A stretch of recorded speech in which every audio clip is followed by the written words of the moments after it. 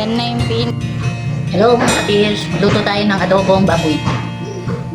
Mantika, bawang at sibuyas. Ito lang tayo. Sunod na natin itong sibuyas.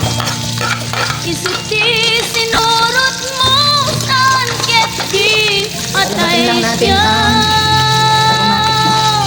lumabas na yun. Pwede na ilagay yung baboy. naunday ang panawin Lagay na natin itong aming baboy. Nagrigat ngay liliwag panang asakit mo kanya. Lagyan natin ng tubig. Pampalambot. Awan mo, awan sa Palambot ng serbiday pantubig. to'y biyak. Natik. Ginugurkot Dati oras ng anak paminta. inom iti ara. Oyo.